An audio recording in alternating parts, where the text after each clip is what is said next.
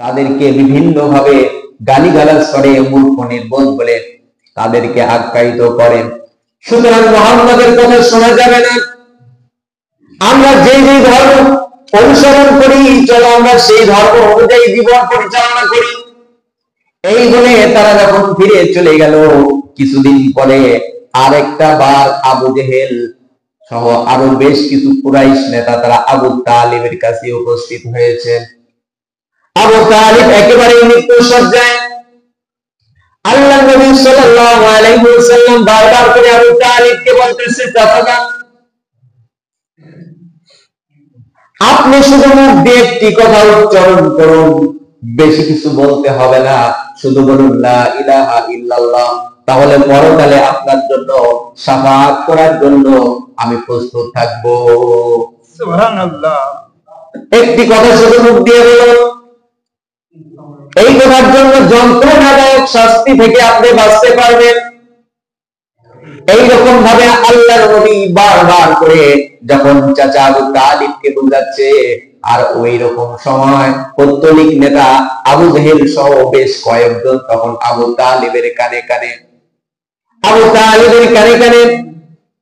তারা বলতেছে, আবু তালিব এতদিন চলে গেল, তুমি সুস্থ সবল ছিলেন, এতদিনের মধ্যে তুমি তো ঈমান আনয়ন করো নাই, বাপ দাদার ধর্মকে ত্যাগ করো নাই, আজকে তুমি মৃত্যু সজ্জায়, জীবনের শেষ মুহূর্তে তুমি তোমার বাপ দাদা 14 গোষ্ঠী মিল্লাতের উপর কি তুমি চুন কালিমা দিবে?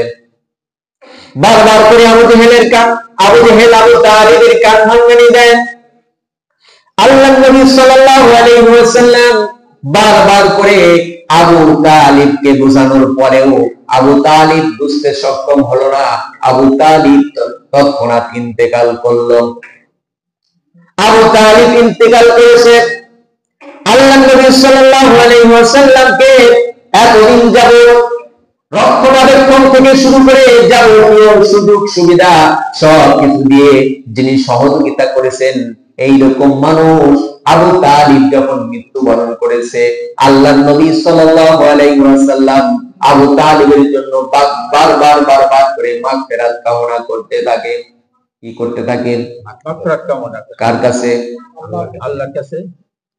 আল্লাহ নবী সাল্লাল্লাহু আলাইহি ওয়াসাল্লাম সাহাবীদেরকে বললেন, যতক্ষণ পর্যন্ত আল্লাহর পক্ষ থেকে কোনো আদেশ নিষেধ না আসে, ততক্ষণ পর্যন্ত আমার চাচা আবু তালিবের জন্য আমি মাগফিরাত করতেই থাকবো।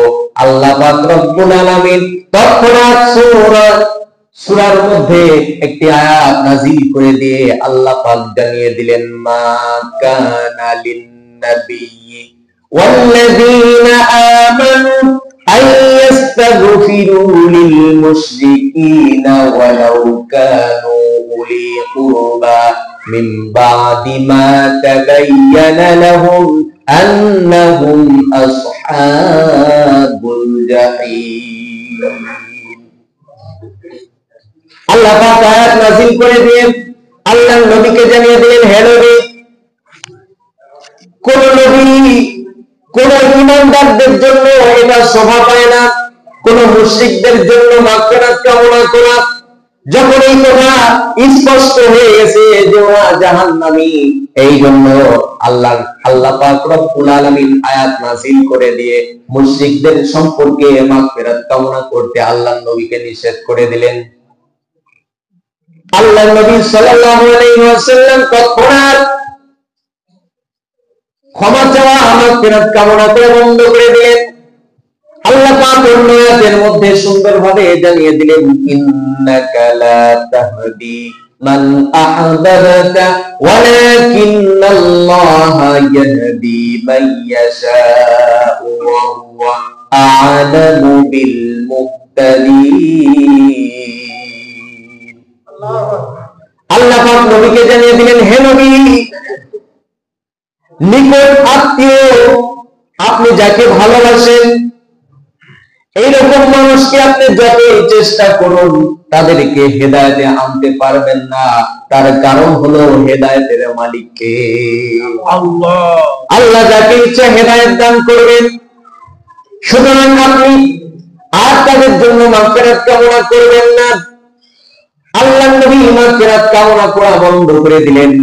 সাহাবায়ে কেরামদের মধ্যে অনেকে জিজ্ঞাসা করলো, ইয়া রাসূলুল্লাহ, ইয়া হাবিবাল্লাহ, আবু তালিব তো ঈমান আনয়ন করে নাই, সে তো জাহান্নামী। আবু তালিব তো ঈমান আনে নাই, কিন্তু আপনি ছোট থেকে আবু তালিবের কাছে লালিত পালিত হয়েছে। আবু তালিব আপনাকে অনেক ভালোবেসেছেন, অনেক অত্যাচার থেকে আপনাকে সেভ করেছেন, আপনাকে মুক্ত করেছেন।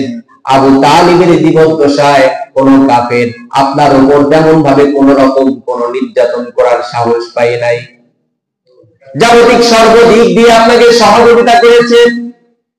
আবু তালিবের লাভটা হলো কি? ঈমান তো আনে নাই, সে তো জাহান্নামী।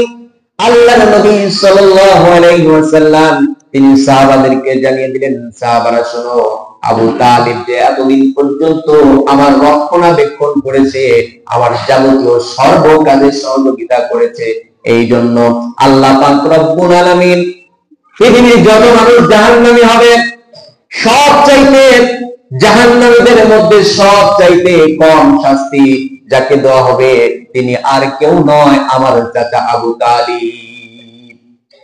হাদিসের মধ্যে এরকম রয়েছে, আবু তালিবকে অন্য কোন শাস্তি দেওয়া হবে না, শাস্তি একটাই, তাকে আগুনের একটি জুতা পরিয়ে দেওয়া হবে। কিসের? আগুনের জুতা পরিয়ে দেওয়া হবে। আর এই যন্ত্রণা এতটাই মারাত্মক হবে, আবু তালিব মনে করবে সমস্ত জাহান্নামীদের মধ্যে সব চাইতে বেশি কঠিন শাস্তি তাকে দেওয়া হচ্ছে।